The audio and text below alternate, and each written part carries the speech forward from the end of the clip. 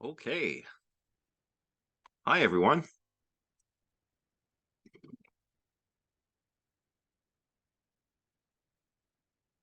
Oh, so today, our penultimate topic is freedom of the will. So that's what we'll be covering this week. I'm a bit tired today because it was a stressful weekend. This one had to go to the vet because she got into some raisins, uh, but it's looking like everything is fine. Hmm. Hmm. So that was kind of stressful. But I still managed to prepare, I think, a fun lecture. So we'll just get into the main points in the first half of the chapter, um, which uh, which are mainly to do with defining what freedom of the will is, um, and then addressing the worry of determinism. And I'm actually not sure if we're going to make it all the way through the material today because I have gone a little bit outside of the textbook in a couple of regards. So we'll see how far we make it. But there's plenty of time uh to cover whatever we may not get to today, just in case we don't get to it today next time. So let's get right into it. Freedom of the will. When we're asking whether um we have freedom of the will, whether our will is free, we're asking a metaphysical question. Um, we're not really interested, at least, not in this context, right? We're not interested in um, freedom in the sort of political notion, um, whether we have, um, freedom of speech, freedom of thought, freedom of movement, and those sorts of things. Those things are certainly important, but those are really more social and political concerns. Um, the metaphysical concern is whether we are the type of creature that is free or whether we live in the type of universe where um, one can be free. And I'll go into this in a little more detail in a moment, but here, freedom here is usually understood as the freedom to have done otherwise if circumstances were the same. So, given a certain set of circumstances, could you have acted differently from how you acted? If you could have, most philosophers would say that is metaphysical freedom. You are the kind of thing that is free. Now, what motivates all of this questioning? Well, we seem to be free, right? Our experience seems to indicate that we're free. Um, we are, it seems to us, um, conscious creatures with reason, and we can act on the basis of reasons, right? We can act upon the basis of mental states, what we know or believe, um, or even what we hope or desire. I mean, think of common sense psychology or folk psychology, those sorts of explanations for human behavior, right? When I got up, I decided to make some coffee. Um, I acted on the basis of my desires and my beliefs. I desired a coffee because I was sleepy. And I believed that I had coffee grounds in the fridge, and that if I filled the kettle with water and boiled it and got those coffee grounds from the fridge, that I could make a cup of coffee, thus satisfying my desire. Although even though I'm having the coffee, I am still sleepy. So our beliefs and desires can interact, and we can act on the basis of things like that to achieve the ends we want. That's what our experience indicates to us. Like, hey, I decided to make the coffee. So here I would be somebody who has agency. I'm an agent. And you'll hear that term a lot throughout this chapter. All it really means is that you are somebody who can act on the basis of reasons. You're able to make decisions, do things, and importantly, you are the source. You yourself are the source of these actions, of these decisions. That is what an agent is, someone who has agency. So our experience seems to indicate that we have that. But we may not actually be free. Science, after all, paints a very deterministic picture of the world, a sort of mechanistic picture of nature, right? Um, uh, the findings of science show us that everything is determined by prior conditions on the one hand and laws of nature on the other. And granted, we're talking mostly about classical mechanics here, right? We're not really worried about quantum physics yet. Yeah, well, well, which demon do you mean? Because there's the Cartesian demon, but as we'll see as we get further into the material, there is also this notion of Laplace's demon from Pierre-Simon Laplace. Is the idea that perhaps a demon could be deceiving us into thinking that we are free or thinking that the universe is deterministic? Is that the suggestion? Hmm. Well, maybe. I mean, Descartes would say that we have free will. And we're free, and the reason why we're free is because the mind is non-physical. So the mind is not um, subject to the laws of nature, right? Um, or at least physical laws. However, as we'll see towards the end, that may not save free will. Dualism may not rescue us if we're worried about not having free will. But the reason I ask is because there's also this idea of Laplace's demon, and so two different demons. We'll get there though. Um. So yeah, that's what the world looks like. At least the world of classical mechanics.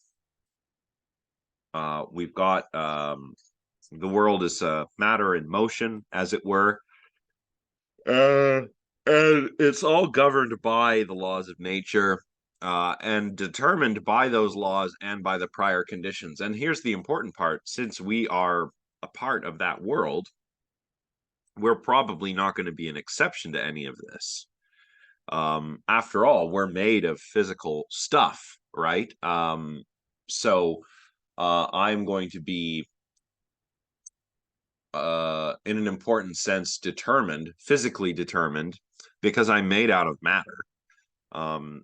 And that matter is subject to the laws of nature. And notice, Crumley doesn't even get into other possibilities for determinism here beyond just physical determinism. There are actually other layers to this. For example, we could talk about beyond simple physical determinism. We could talk about, for example, biological determinism. The idea that maybe certain aspects of my personality are determined by my genes, or social determinism. Um, a lot of stuff is determined by one's upbringing, for example. Um, those are there in the background too. Crumley doesn't really talk about them. He's concerned with the most fundamental possibility of um, the most fundamental possibilities when it comes to whether or not we are in fact determined or whether we're free. And those all sort of turn on physical determinism. So, speaking of that, a couple of key terms that will be important. Libertarians. If you're a libertarian, then you believe that you have freedom of the will. And this is not again not libertarian like in the political sense. This is libertarianism in the metaphysical sense. So a political libertarian is one of those people that says oh yes, I should be able to do whatever I want. um those small government types. Some of them are doomsday preppers and so forth, right? We're not talking about that. We're talking about somebody who believes metaphysically that we are free. There is freedom of the will. On the opposite end of that, we have the determinists. So determinism says that we do not have freedom of the will. We are determined. Now, keep in mind, this is not to be confused with something like destiny, fate, or fatalism. This is something I see a lot of, so I thought I'd caution against it ahead of time, just in case there's a question about freedom of the will on the final exam, right? Determinism implies that physical events are determined. Something like destiny has religious or spiritual connotations to it, where determinism doesn't necessarily have those connotations. I think destiny is a lot closer to the notions of fate and fatalism, which we'll talk about in a moment. But I agree with Crumley. These are not the same as determinism, not exactly the same. So if we're talking about whether we are metaphysically free or determined, we want to try to avoid terms like destined. If I'm determined to have made the cup of coffee, I say, hey, I decided to make this coffee. I acted on the basis of reasons. Well, did I? I mean, maybe I was just so tired that there was no way I was going to get through this lecture without a cup of coffee. Maybe I am just conditioned to have coffee in the morning, right? Maybe the day just doesn't really start until I have coffee. Maybe I'm a caffeine addict, right? And I just need that fix. I could be determined in that sense, right? If I'm determined, for whatever reason, physical reasons, biological reasons, whatever, that's different than being destined to have made the coffee. Like, ooh, the gods wanted me to make this coffee.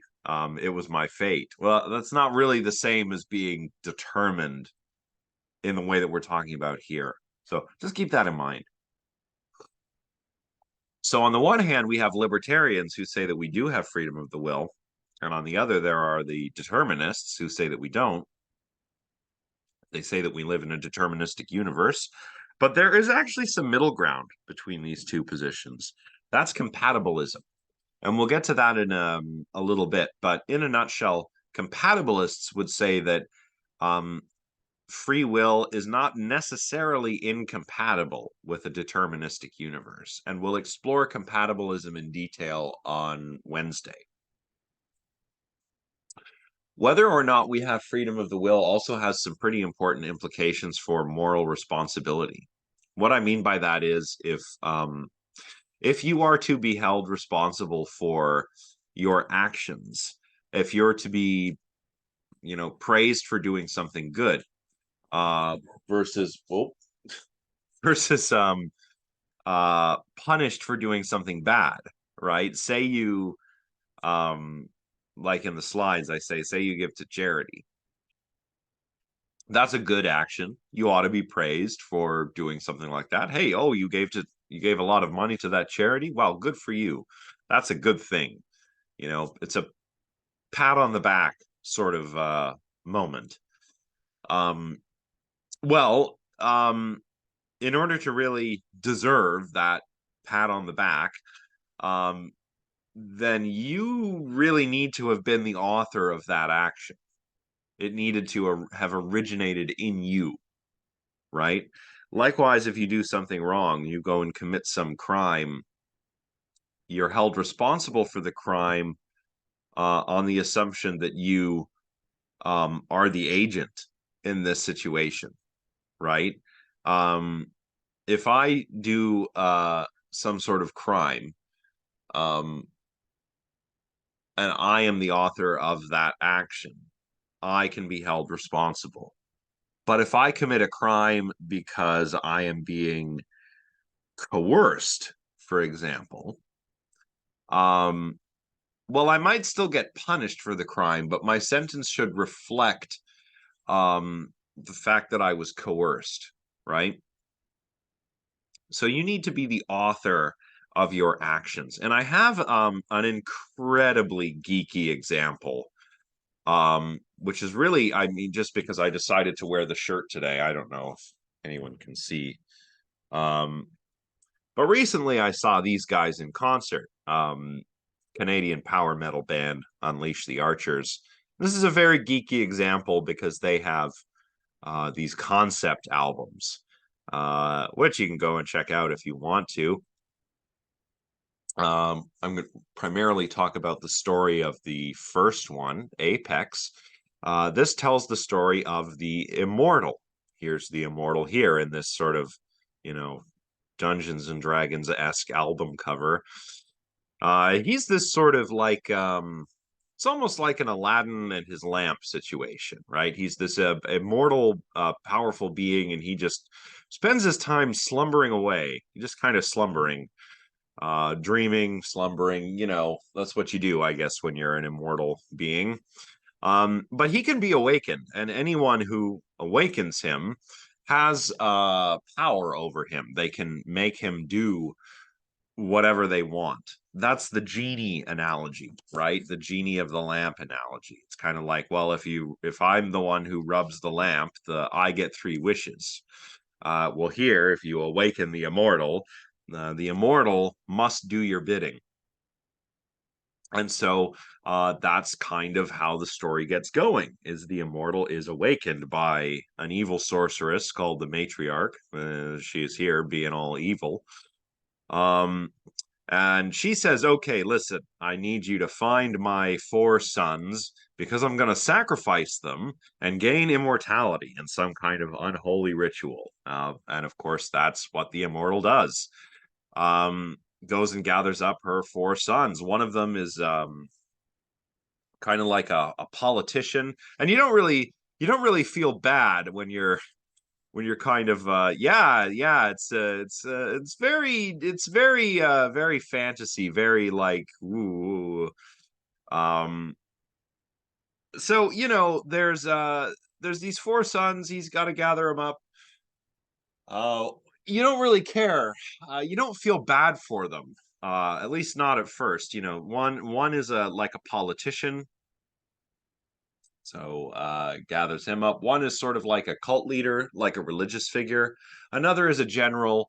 And the immortal does what he does. You don't really feel bad for these people. The fourth person, her fourth son, is just a guy with his wife and kids, just living his life. And the immortal shows up and, hey, gotta go. Do I really have to go? Yeah. Okay.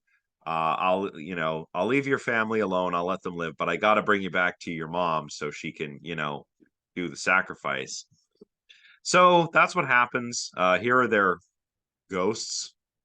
This is the second album cover, by the way, where they're kind of just these undead minions of the matriarch. And she gains immortality and ultimately breaks her promise, sending the immortal back to his slumber. Now, the question is, of course, is the immortal actually responsible for any of these actions? The implication is that, well, not really, because he does not have freedom of the will in this case, right? It's okay, Hannah. I mean, the second album is kind of goes a little bit better. But anyway, that's my very geeky example. Um, so the immortal doesn't really have agency here.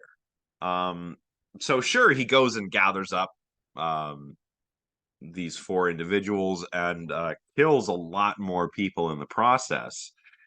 Um, but we can't really hold him responsible for that because he's not really the author of his actions.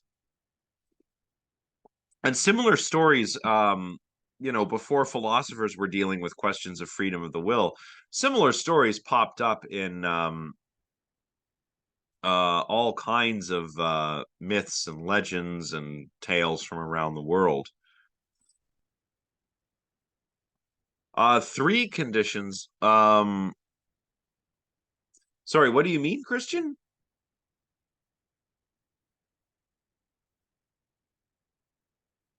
Like one of the conditions under which you can not be held responsible. What are the? I'm not. Oh, ignorance, compulsion. Yeah, I don't really know. Is that like a legalistic thing?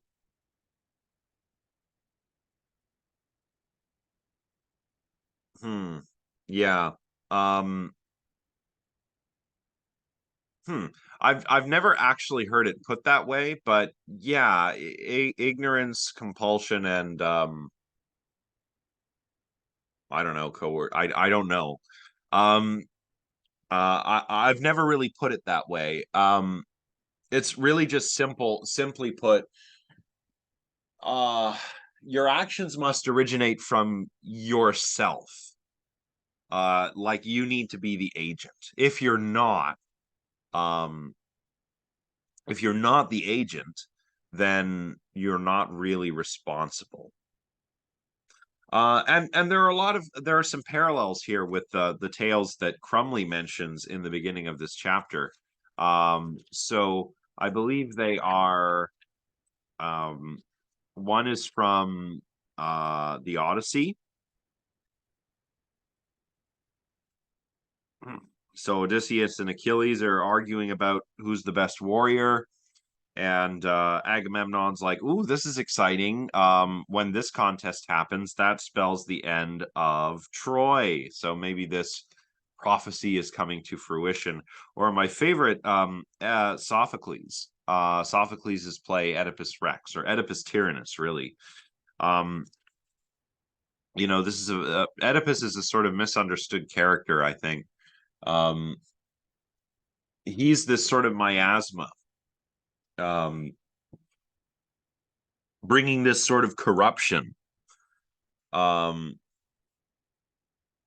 disease and death are happening all around, and we don't really know why. And it turns out it's because of Oedipus. Oedipus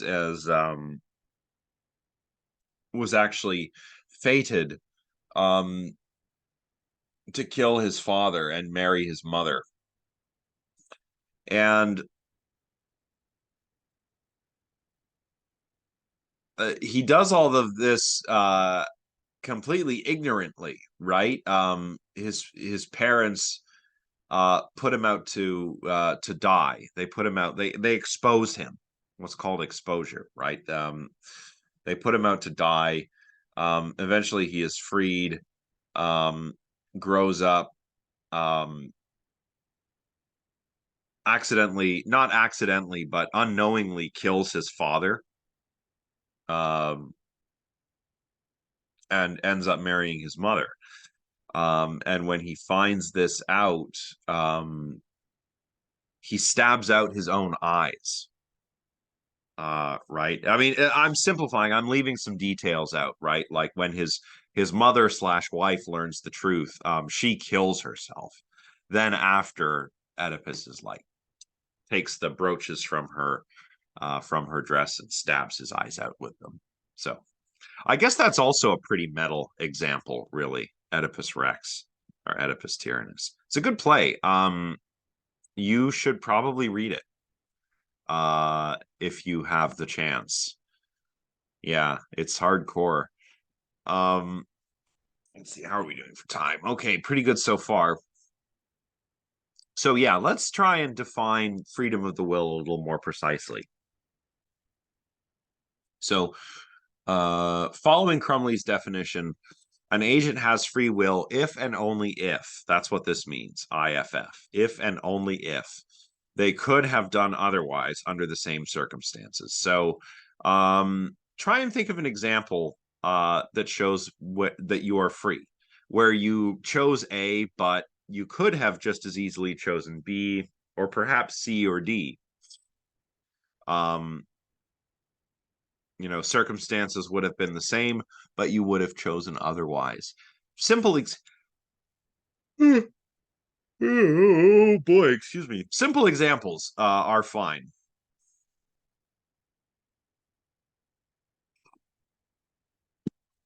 You can just go ahead in the chat. It can be very simple. Yeah, it could be deciding on the way to get to school. Yeah, what color pen you use. Yeah, going to a buffet is a pretty good example. I chose the scrambled eggs. I could have just as easily chosen the pancakes, right?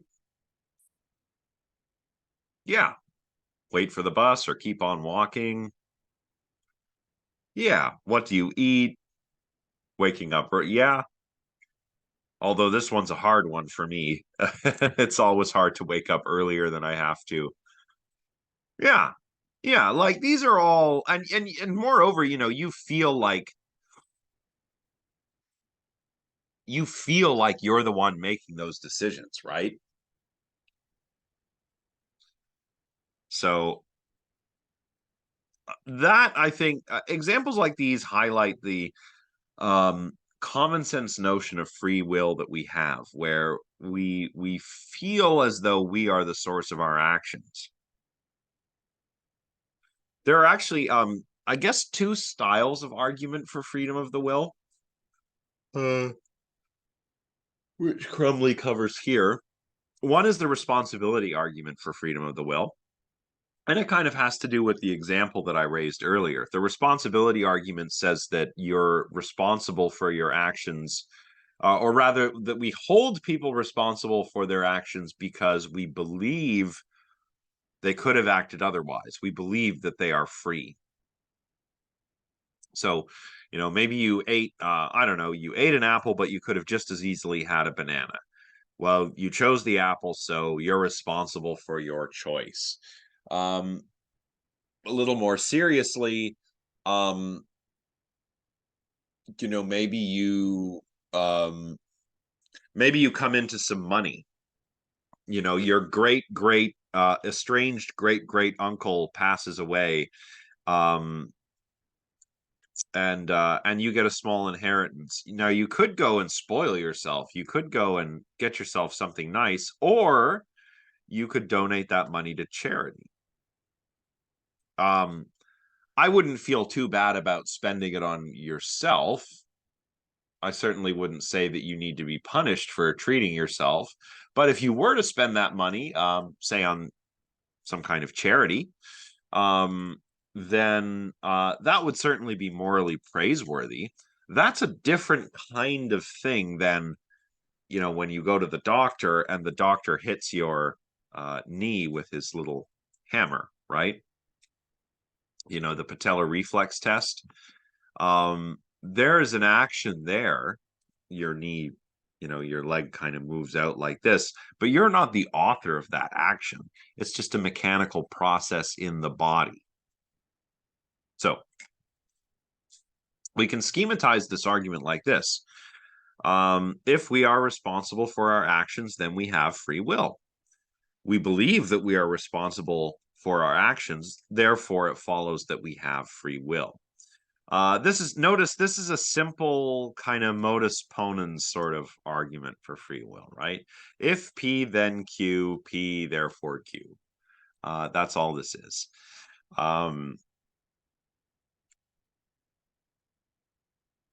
Whether you buy it is another story. I mean, you might not believe that we have free will, and that's perfectly fine. There's also, however, the experience argument. So that gets beyond the example I offered and into what we were talking about more recently.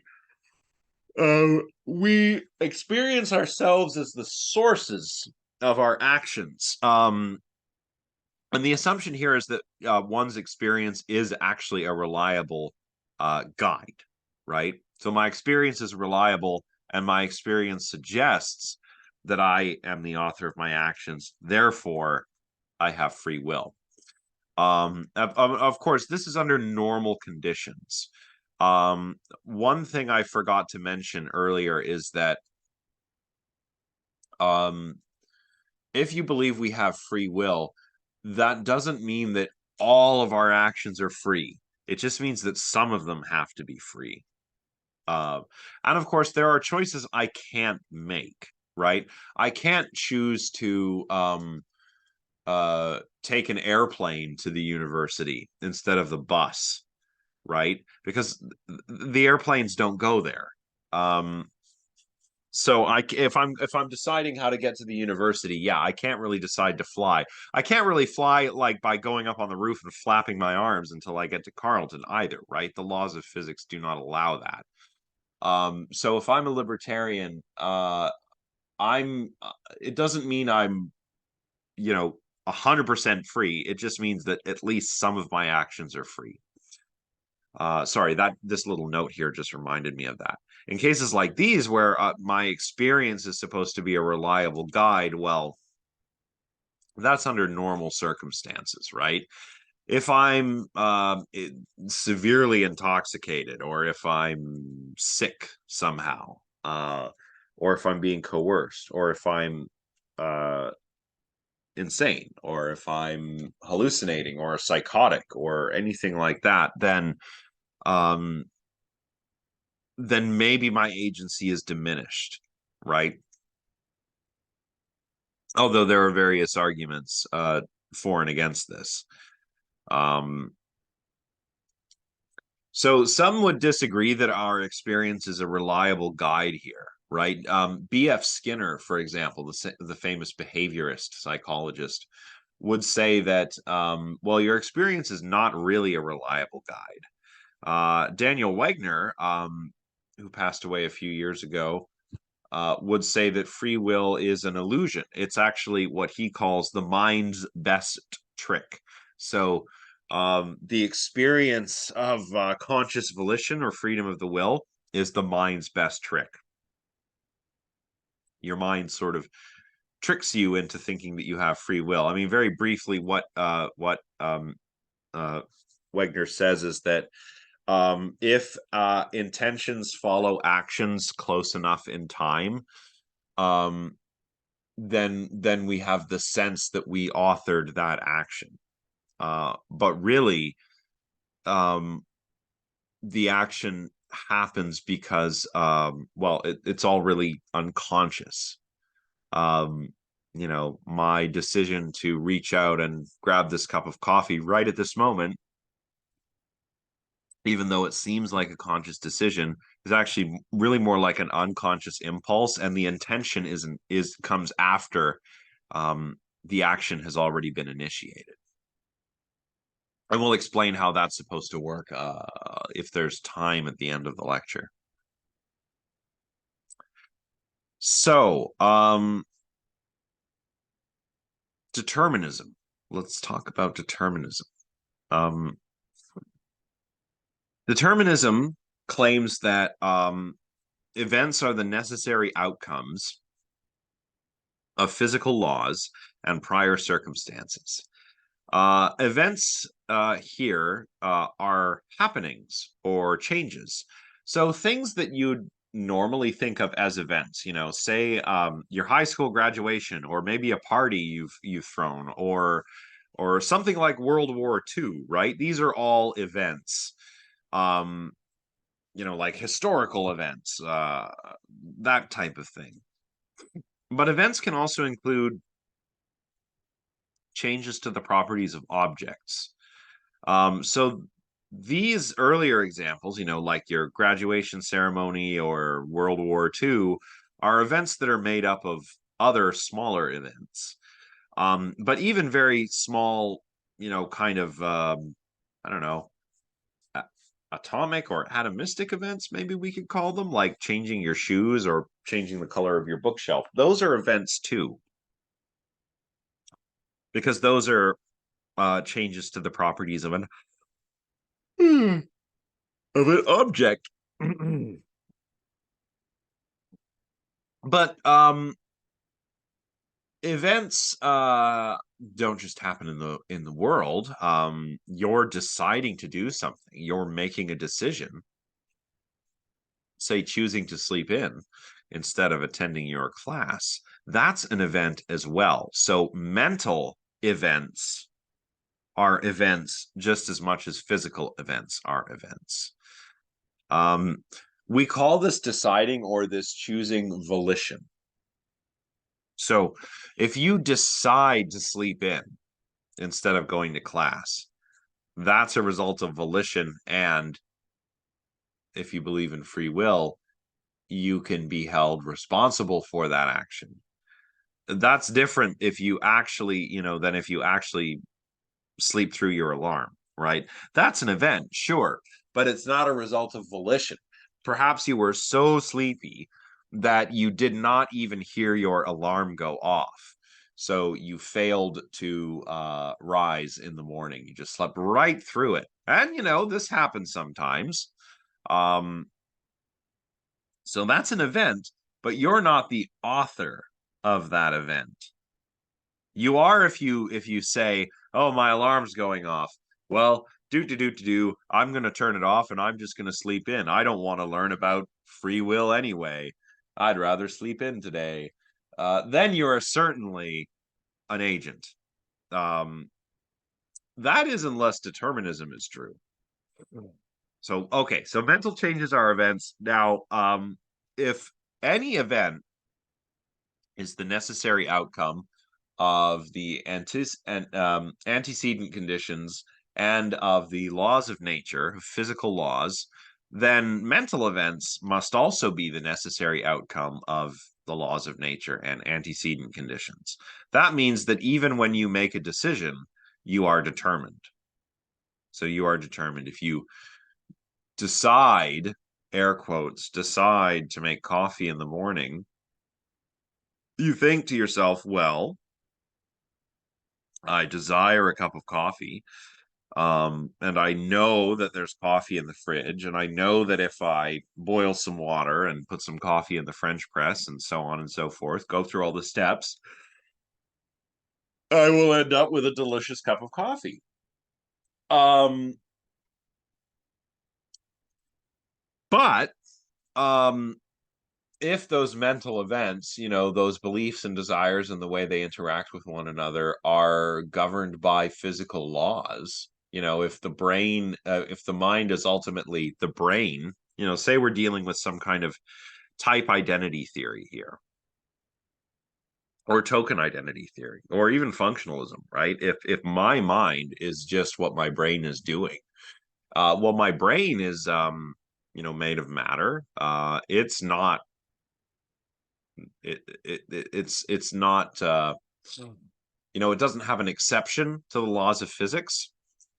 So that would mean that my deciding is determined. Yeah.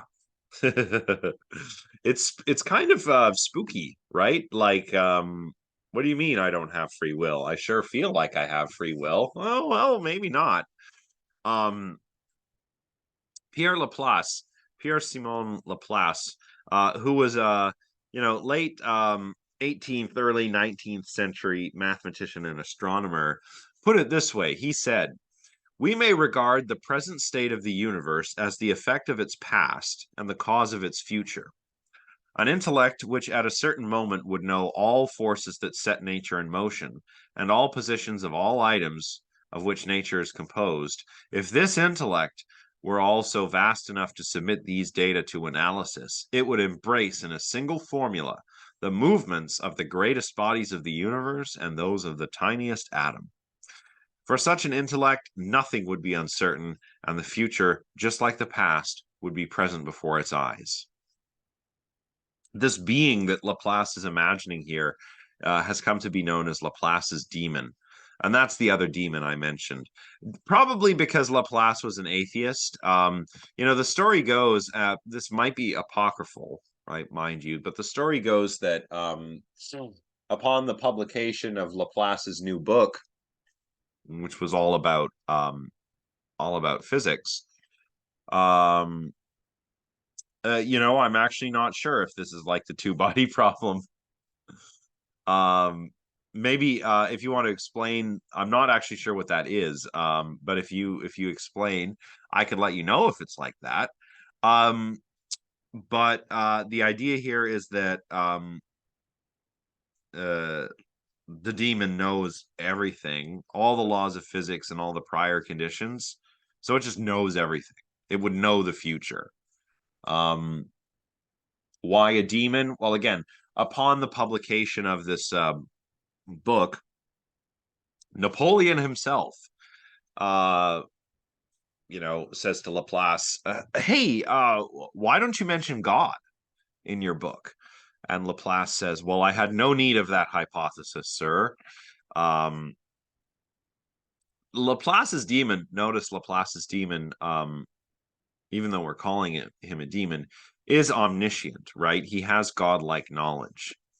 Now you might be wondering, wait a minute, what does that mean?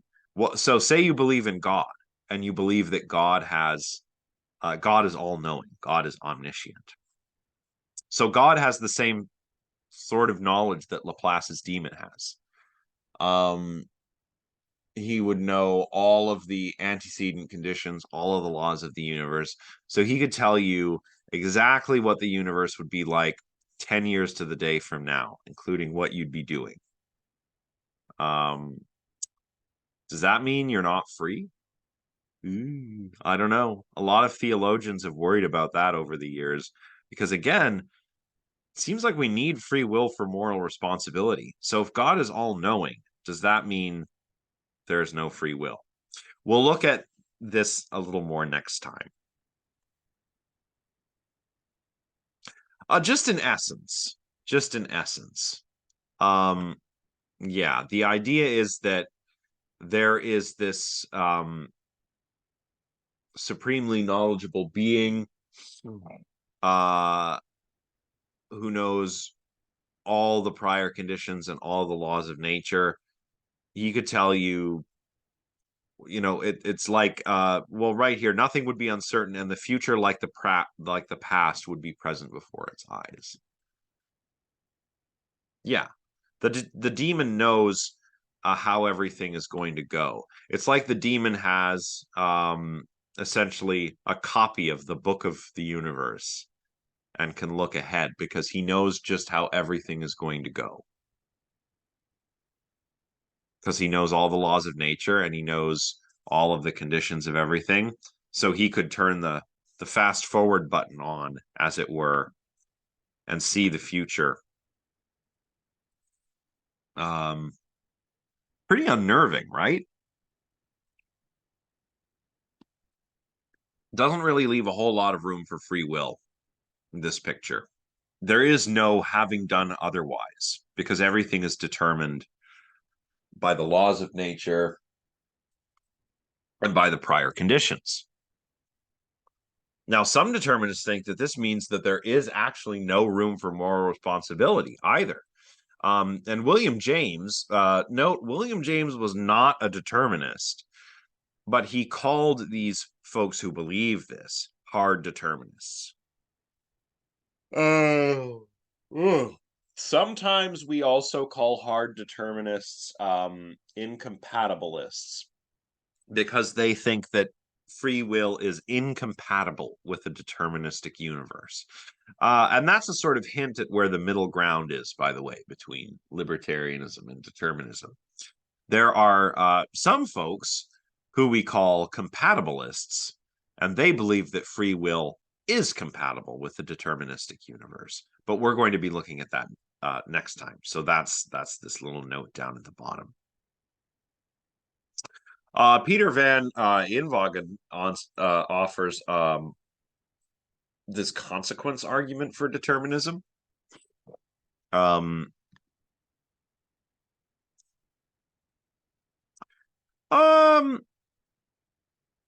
yeah. Now you're right. You're right. But as we'll see next time, randomness doesn't really save us. But you're right. You're right. So for example, the picture of the universe that we're looking at here, like Laplace's demon and everything, that comes out of the picture of the universe that is depicted by classical mechanics, right? So, Newtonian physics, right? Everything is matter in motion. There are laws that determine how things are going to play out.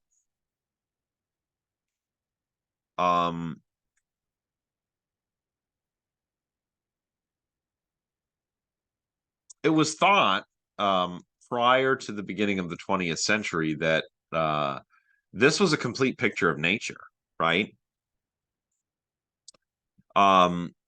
This is how it works. There was even some talk about physics being over around this time. Like, oh, we figured it all out. And then along comes Albert Einstein, right? Einstein showed that, well, on the one hand,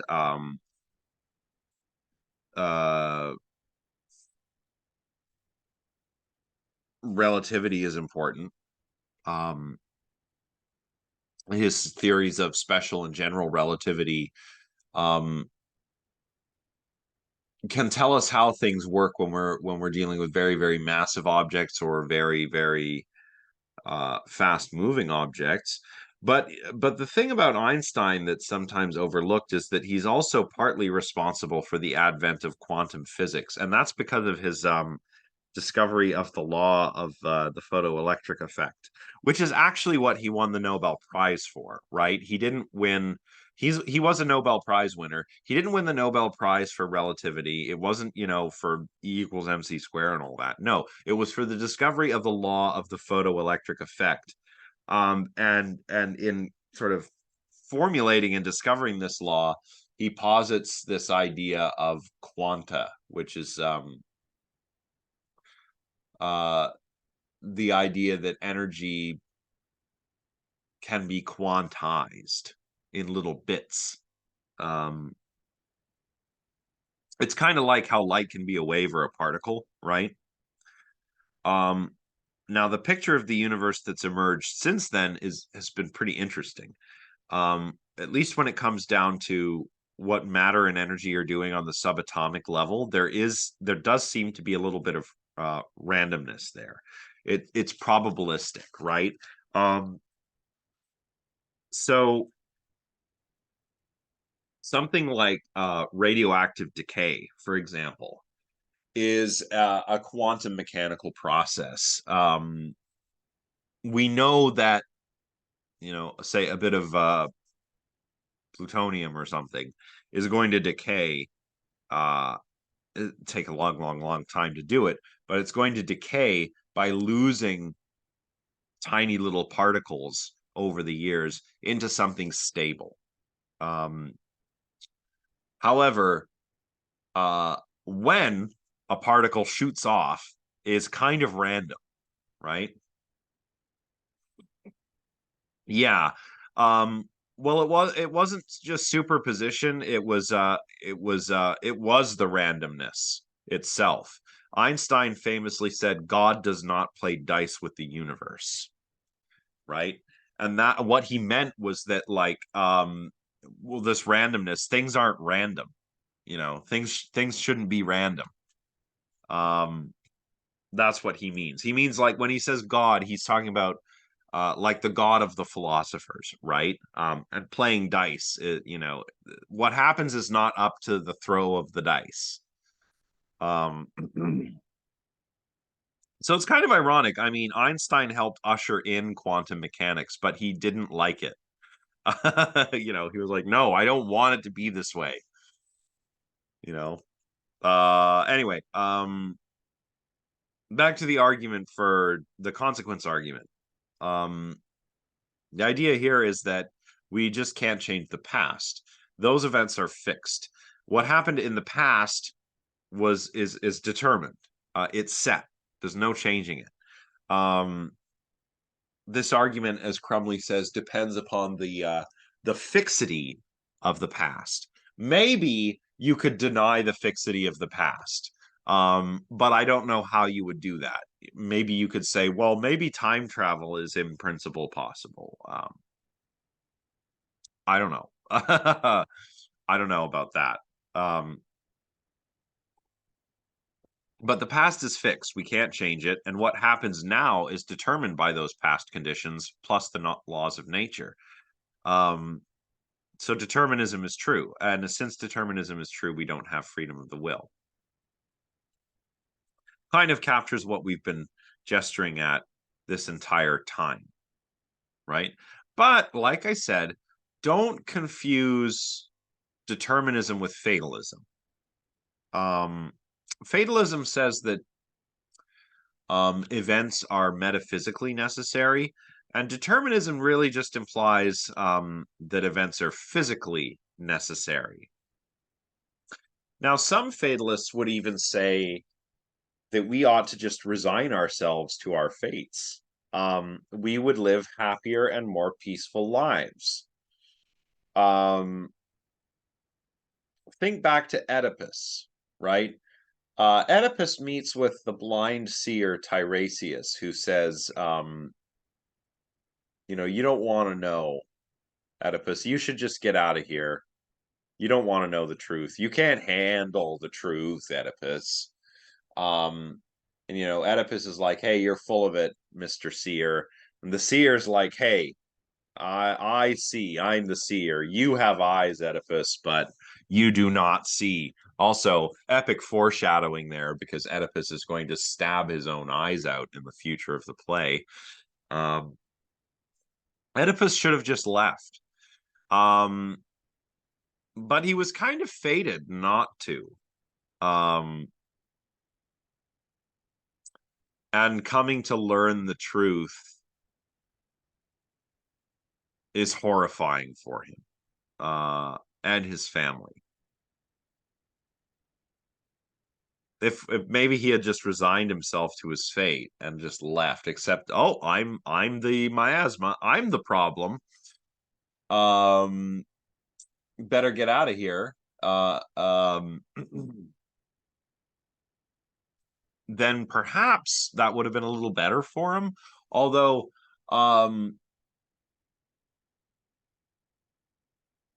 he probably could not have done that.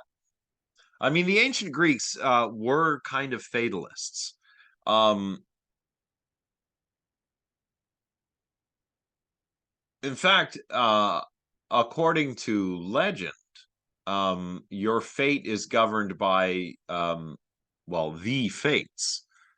Um, three goddesses who uh, are sort of responsible for the destinies of all individuals.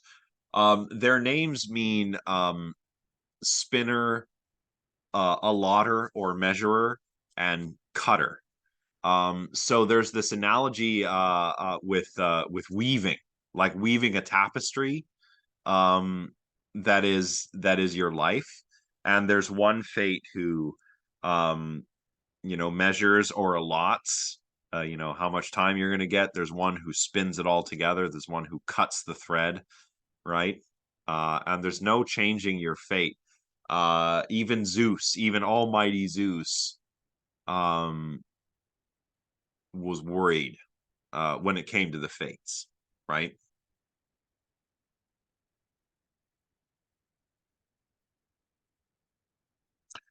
I guess you now I'm not a mythologist. This is really a digression. And don't quote me on this, but you get this even more in like the old Norse mythology, where Odin their all father figure is Odin.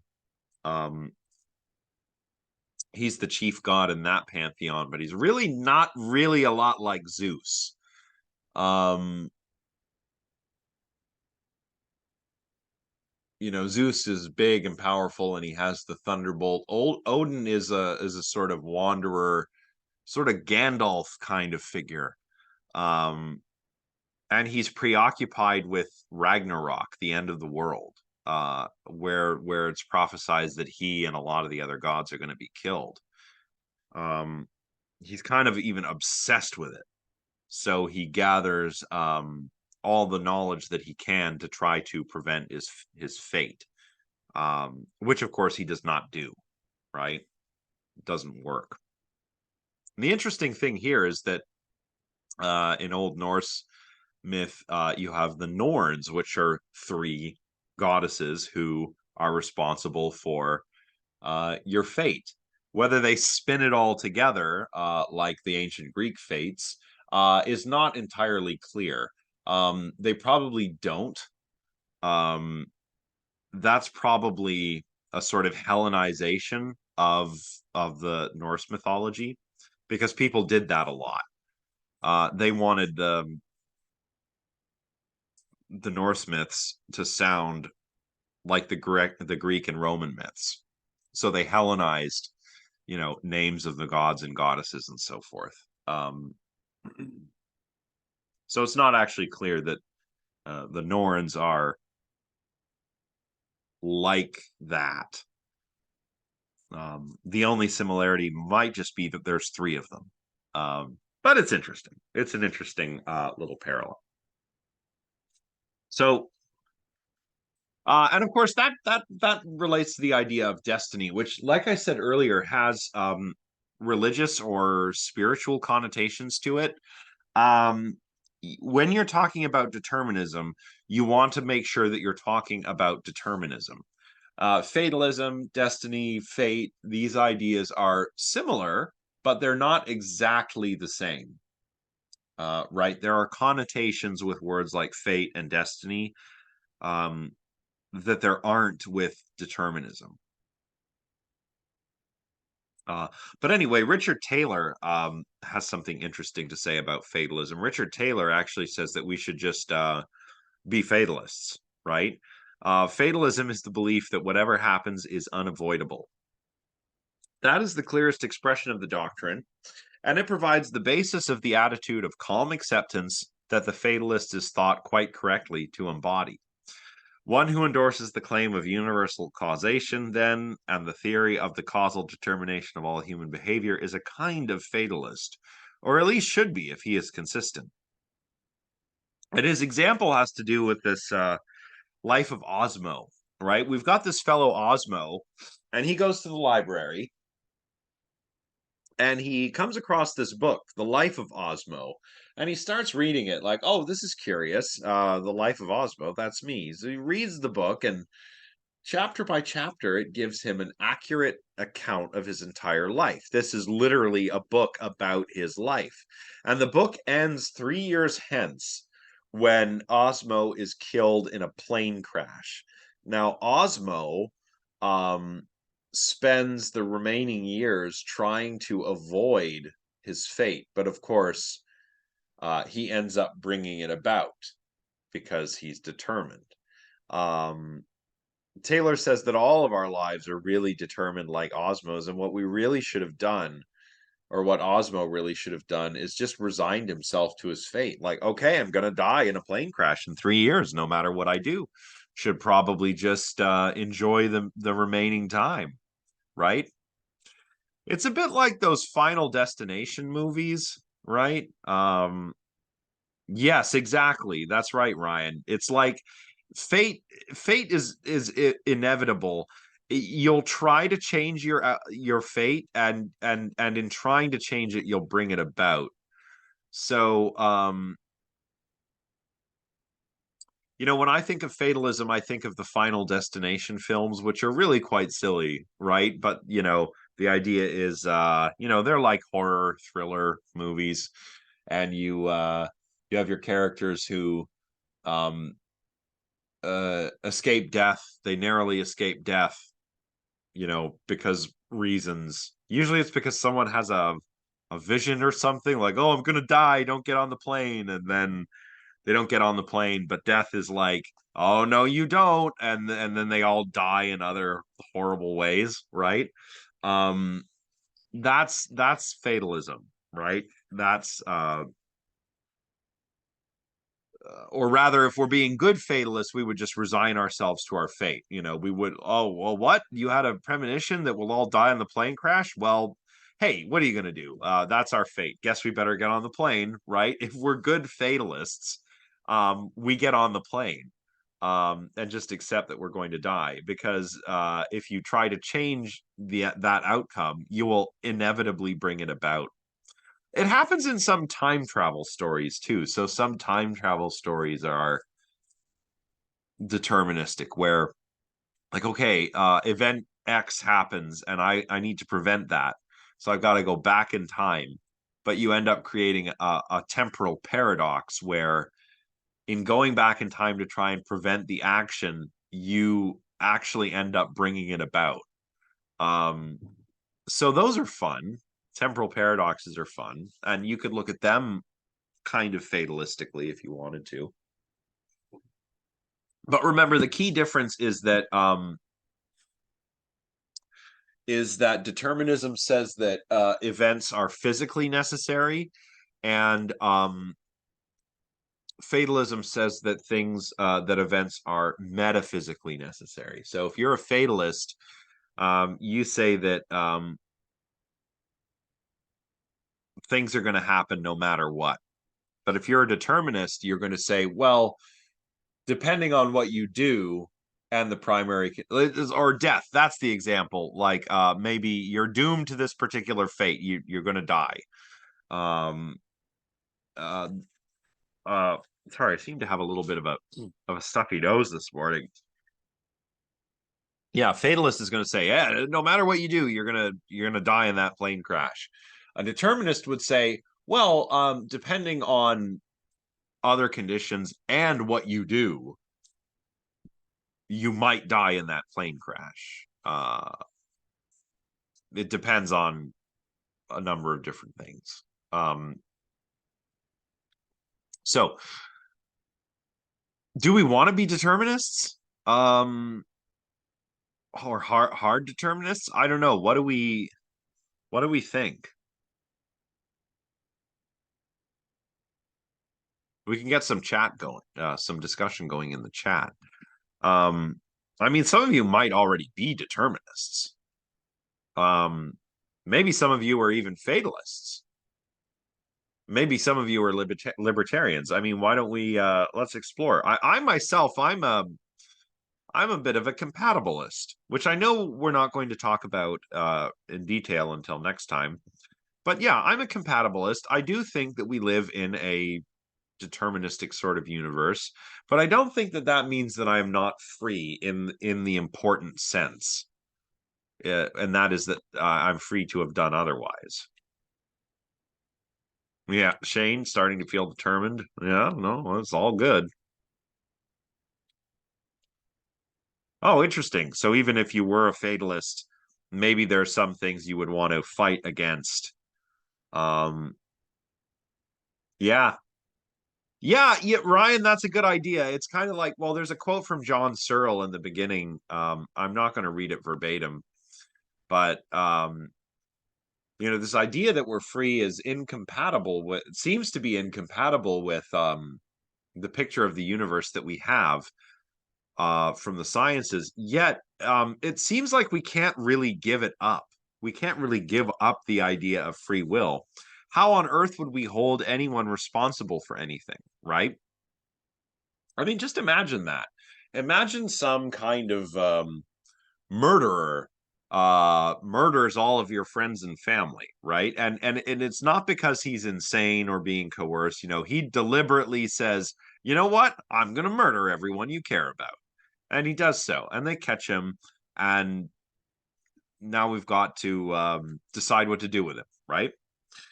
Are we going to really say, oh, well, he was determined, can't really do anything? Well, of course not. We want justice. We want retribution because we feel like that murderer was the cause of the murder. Um, so yeah. Huh, interesting. So a bit of both, a bit maybe like a compatibilist, in a sense.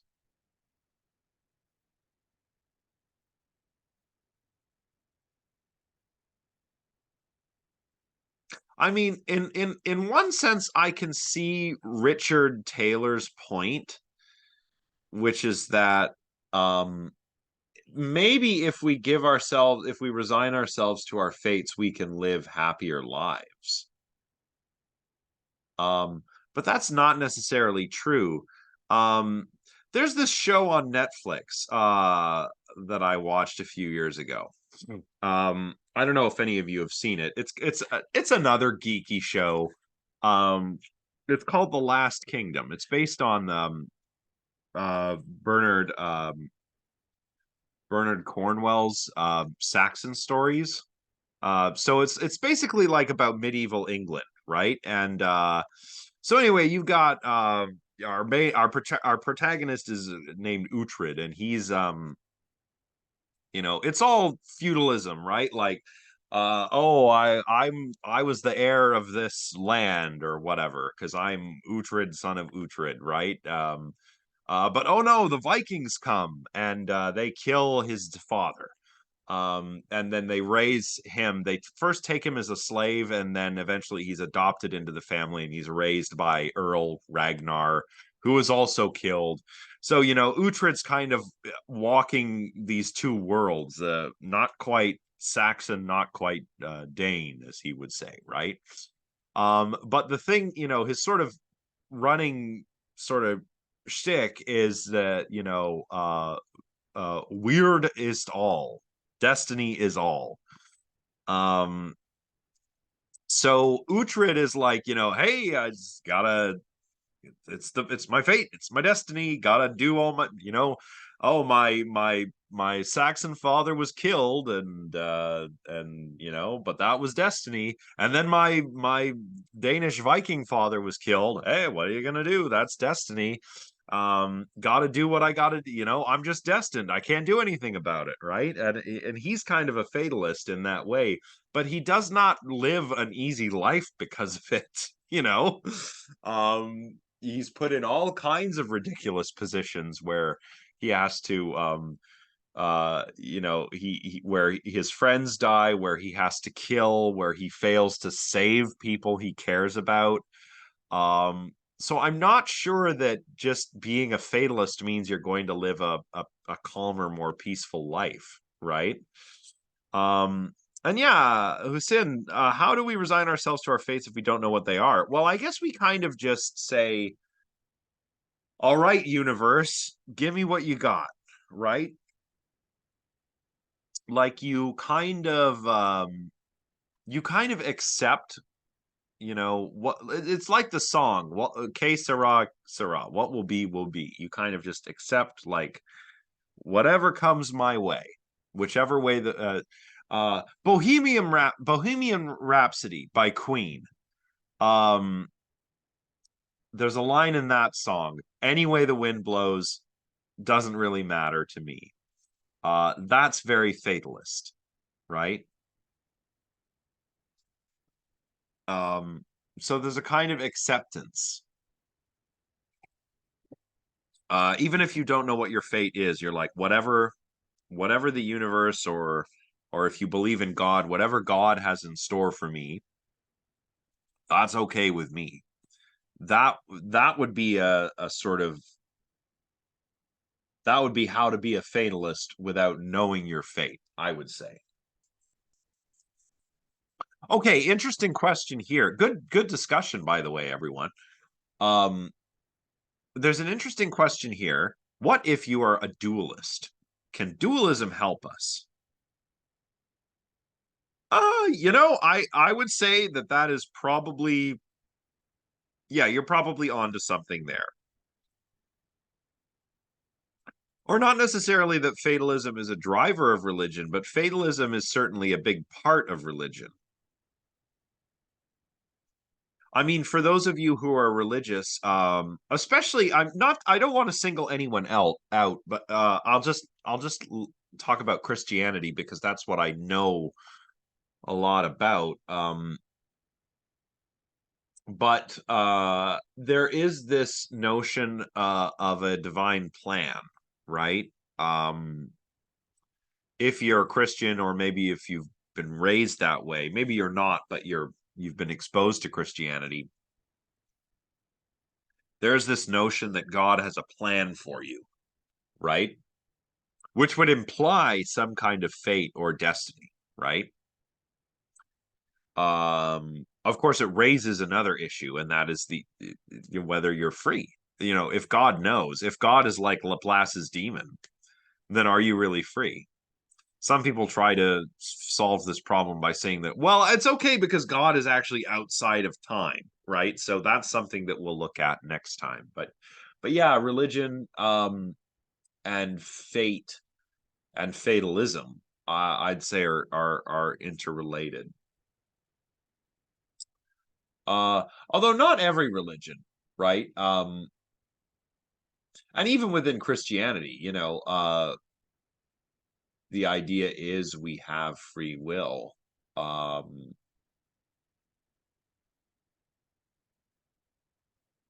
we are given free will because we could not be held responsible for our actions without freedom of the will. Um,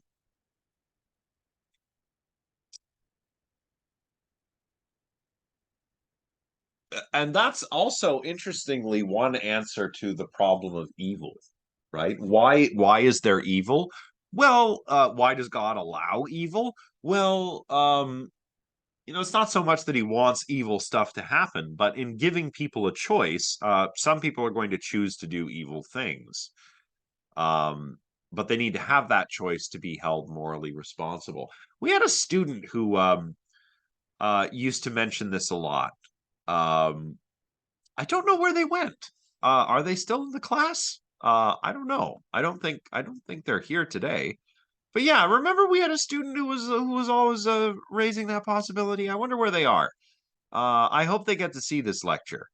Um, that would be good. Okay, so in Islam, yeah, I hope they're all right. I hope they're doing okay because I haven't heard from them in a bit. And honestly, I think this is a topic that would interest that would it be interesting to them because they did raise this quite a lot in earlier classes. Sorry. So Hussein says, so in Islam, humans are believed to be able to reach higher heights than angels since they have the ability and free will to avoid oh, okay, yeah, yeah, yeah. That's I think there's something similar in Christianity, where yeah, like humans have free will but angels don't really. Angels are just kind of doing what they're told, right? um so yeah, so that's the idea, like we kind of need free will. um Free will is important on a lot of different outlooks, religious and philosophical. um if God was all loving, yeah, well, that's I mean, yeah, that's the problem, which we'll look at next time. I Not next time, but next week. I think that's why these chapters are back to back. We have free will, and then we have a chapter on the nature and existence of God, right? Yeah, if God is all loving, how could he allow evil? Um, well, some people would say that maybe the evil is really just a consequence of the freedom of choice, which is a necessary thing. Others would say, well, no problem. God is not all loving. Maybe he's just not. I mean, ever read the Old Testament? God does not sound all loving in the Old Testament, you know? Um, Yeah, that's the idea, right? I think this is the idea in a lot of the Abrahamic religions, not necessarily early Judaism, but certainly Christianity, and definitely Islam. But yeah, in early Judaism, when you died, you were just dead, right? Um,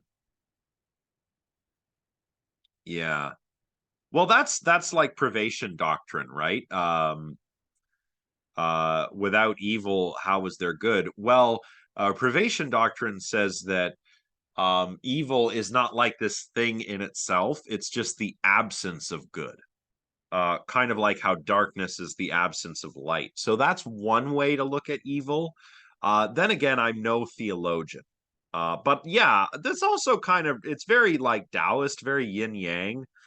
Um, but yeah, the Old Testament it's not a very yeah, Good Omens. Yeah, there you go. From the books by Neil Gaiman and Terry Pratchett. Yeah, right, because that's about how what is it? It's like the Antichrist is born and there's an angel and a devil and they have to make sure the Antichrist grows up or something. Like what is it? I've seen a couple of episodes, but yeah.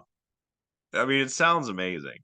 Um but yeah, Old Testament God, very different from New Testament God. And each of those are also very different from the Quran as well. So but yeah, Old Testament, God is definitely not all loving. God will kill your entire family. I mean, just check out the book of Job, right? God and Satan get together and they have a bet. Satan's like, yeah, I bet you that Job there would stop loving you if you did a bunch of horrible things to him. And God says, you know what, Satan? I'll take that bet. And, kills Job's entire family. Um, yeah, Shane, that's a good point. I mean, if you were a god, and we were like ants, I mean, do you worry about the ants you step on when you're walking down the street? No. So, yeah, there's that. But these are all very difficult questions. These are all theological questions, right? Oh, that's good, Hannah. Yeah. I mean, I wouldn't go out of my way, if I don't try to avoid stepping on the ants, but I'm not, burning them with magnifying glasses either, right? And one would hope that if there is a God, that maybe it's like that. Um, Geez, I don't think we're going to get to whether dualism can save us because we're talking all about this, which is not a bad thing. We will have to continue this next time, but we'll finish off these slides next time, and then we'll talk about the rest of chapter 10, where probably we'll circle back to some of these theological questions. Um, but yeah, good class, good discussion, everybody. Remember that the quiz is currently open. The second quiz is currently open, so don't forget. A lot of you have already done it. Um, I think when I checked yesterday, probably about 50 people had written it. So a lot of you have already made a start on it. But don't forget, it does close Wednesday at 11:59 p.m. So yeah, don't forget to get that done. Next time, we'll finish off our little discussion of dualism. I'm going to talk a little bit about Benjamin Liebe, who is a neuroscientist who studied intentional volition and did a very famous experiment on intentional volition. Then we're going to talk about the notion of agent causation, which is different from physical causation. And we'll finally talk about compatibilism. So thanks, everyone. I'll see you all on Wednesday. Bye for now.